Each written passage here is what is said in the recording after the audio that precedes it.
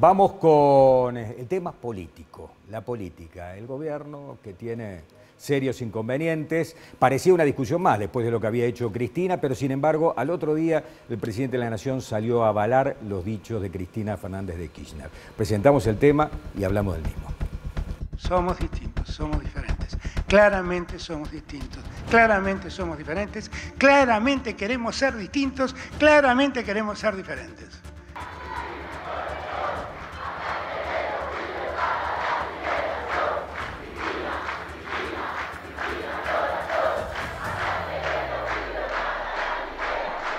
Cuando vos prohibís el uso de armas, ¿sabes qué? Los delincuentes, por más que se lo prohíban, la usan igual. Se aumentan los beneficios esperados y hay más delincuencia. Yo estoy a favor de la libre portación de armas, definitivamente. No podemos esperar un gran cambio de un político, de un partido político, de una coalición. Necesitamos, como en el 83, que la sociedad quiera un nuevo salto civilizatorio.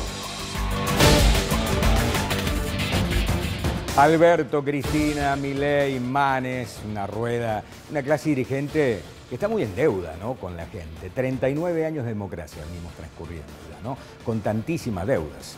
No se ha podido cumplir aquello que decía Alfonsín, con la democracia se cura, se educa.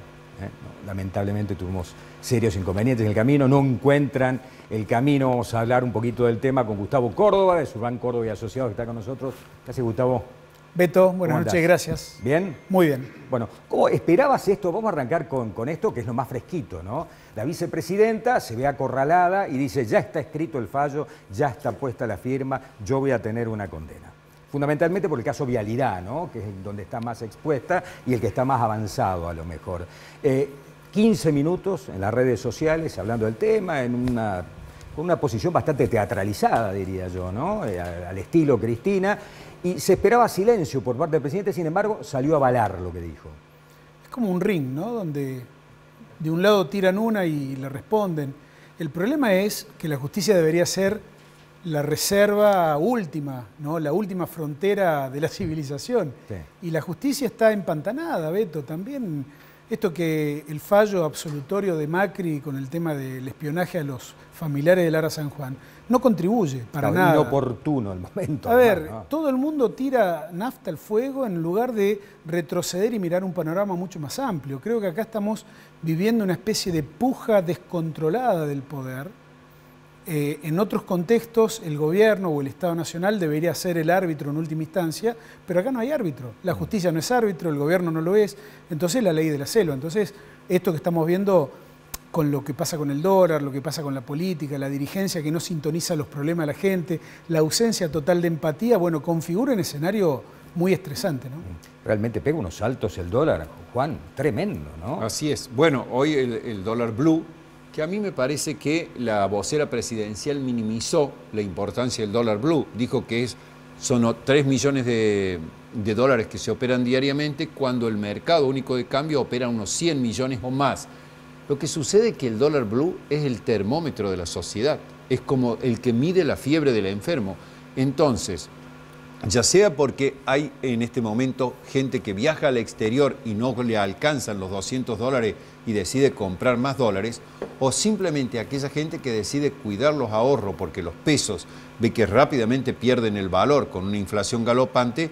Bueno, yo creo que el dólar blue es el termómetro de la sociedad y que el gobierno debería atender ese mensaje que me parece que ha descuidado siempre. Pero además el resto de los dólares vuelan también, el MEP vuela, el contado con liquidación vuela, todos vuelan, ¿no? Así es. No es solamente el blue. Bueno, el dólar MEP se utiliza, digamos, en la Argentina, porque se puede comprar ese dólar en la bolsa y mantener en las cuentas. Podría ser el ahorro para una empresa o bien para pagar cuentas en dólar. También el riesgo es el contado con liquid, porque es un dólar que se va afuera. Algunos dicen que para pagar importaciones que no reconoce el gobierno, pero también es un dólar que se manda afuera para, digamos, no tener el dinero en el país, lo cual revela también la desconfianza de todos los sectores, como decía Gustavo, empresarios, actores, digamos, de la economía, la sociedad que dentro de todo trata de cuidar sus pequeños ahorros, y el que menos tiene a lo mejor va y compra 2 frascos de café en el supermercado, 2 botellas de aceite porque piensa que van a aumentar el mes que viene.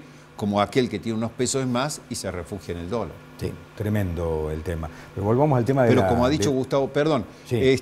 Mayo es un mes muy significativo, ¿no? Porque, por ejemplo, el 14 de julio del año 1985 se lanzaba el Plan Austral. Y uno de los autores de ese plan era José Luis Machinea, que hace pocas horas le dio un reportaje al diario La Nación. Y le preguntan, al final de la entrevista, contando todo lo que fue ese lanzamiento de ese plan, que fue el primer plan de estabilización de Alfonsín. Hay que recordar, en 1985 venía muy a los tumbos con Bernardo Grispun, asume luego Juan Vital Zurruy. Machinea era parte de ese equipo, luego fue presidente del Banco Central. Cuando le preguntan qué solución ve para este momento, dijo, acompañando lo que dice Gustavo Córdoba, si no hay un acuerdo político en el que gobierna y un respaldo político de los otros actores de la sociedad, no hay ningún plan económico en la Argentina que pueda ser sustentable. ¿Y esa posibilidad existe? Lo escuchó el otro día Andrés Malabut, que me parece un tipo que tiene una claridad realmente meridiana, fundamentalmente porque como está afuera, está en Portugal, y desde allá nos ve, viste que cuando vos lo ves desde afuera, lo ves distinto, ¿no?, al tema. Y Andrés decía, entre otras cosas, la oposición está condenada a gobernar. Va a ser gobierno la oposición. Está condenada. Ahora, lo que yo no sé es si tiene acuerdos necesarios para poder bancarse en el gobierno y un programa político. Que alguien les avise, porque pareciera que la actitud que tienen es como de no quererse hacerse cargo de esta cuestión. Bueno, Bullrich dijo ayer o antes de ayer, me encantaría agarrar ya, dijo. Yo agarraría ya. En realidad veo cierta liviandad en la dirigencia opositora, porque al mismo tiempo que dicen estamos unidos y pensamos igual, tienen 7 precandidatos a presidente, algo insólito para una fuerza que tiene que mandar señales de tranquilidad a todos los votantes de la Argentina.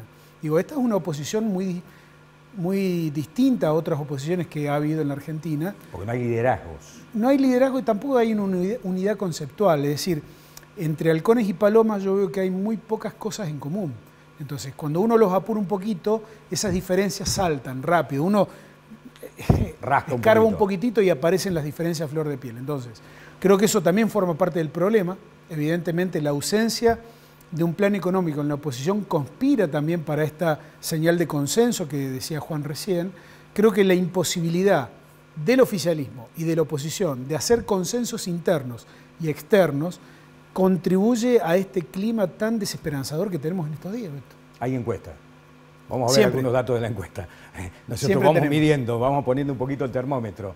A ver, ¿qué aprobación tiene usted del gobierno nacional, Gustavo? Más allá de que hay algunos días de distancia entre este dato y el hoy, que casi un 70% de los argentinos desapruebe la gestión del gobierno es todo un dato. Se viene manteniendo. Si uno ve la imagen del presidente, por ejemplo, también está en 68% imagen negativa. Cuando uno pregunta si el país va en la dirección correcta o en la dirección incorrecta, los que dicen que vamos en dirección incorrecta son casi el 71%. Es decir, hay 7 de cada 10 argentinos que tienen algo negativo para decir del gobierno. A ver, otra placa. Hay un clima, ¿no?, de negatividad bastante grande, sobre todo algo que tiene que ver con la economía, Beto. Hay algo que la credibilidad que hoy tiene el gobierno, fíjate que uno de los pocos puntos que yo veo de comunidad entre la economía y la política tiene que ver con la credibilidad. La incertidumbre se dispara porque el gobierno no logra hacer pie en la política de todos los días. Es un gobierno que no sabe instalar temas de discusión en la agenda de los argentinos y deja que los medios opositores le instalen todos los días el marco de interpretación de las noticias. Frente a eso, digamos, estamos ante la evidencia de un gobierno, te diría, desertor por primera vez en muchísimos tiempos, de discutir esto. Beto, es fundamental que los gobiernos intenten al menos pujar por lo que es su versión o su visión del día a día. Estamos acá ante un gobierno que no tiene. Digo, la vocera hablando de economía, que una vocera que no tiene ninguna expertise. Una ex vocera, ¿no? Porque ahora tiene otro cargo, ahora es secretaria de comunicación. Ya no es la vocera, la portavoz presidencial. Fíjate que lo decimos siempre, una buena comunicación jamás salvaría un mal gobierno. Así es. Ahí está, Alberto Fernández, 31% de imagen positiva, 67,7%, muy similar a la imagen del gobierno, ¿no? Sí, hoy te diría, si hiciésemos el corte hoy, con el dólar al valor que tiene hoy, es probable que esa imagen suba, ¿no? La negativa. La negativa está un poco más arriba. Y mirá, Esto es de finales del mes de junio. Claro, ya tiene como unos días, 2 semanas, 3 semanas. Claro. Y hay que pensar, por ejemplo, que, a ver, todos se han negativizado. Digamos, la oposición también se ha negativizado, entre otros Milei. Bueno, acá está Milei. Milei, que era el emergente de la puteada de la gente sigue siendo, harta de la clase dirigente. Sigue siendo. Sigue siendo. El problema de Milei es que había crecido muchísimo. Claro, esa centralidad que obtuvo él fue un desafío, porque cuando vos tenés tanta centralidad mediática, se te ve todo, Beto. Y tan lejos de la elección. Pero además, se te ve todo, se te ve lo bueno y se te ve lo malo. Sí. Digo, Milei hubiese pretendido que nadie observara con detenimiento su pensamiento muy fino respecto a la aportación de armas, la venta de niños, el tráfico de órganos, etcétera, etcétera. Lo que dijo en la Feria del Libro, que él no tiene por qué pedir disculpas por ser blanco, rubio de ojos celeste. Digo, yo nunca escuché a un político argentino apelar tan fuertemente al racismo.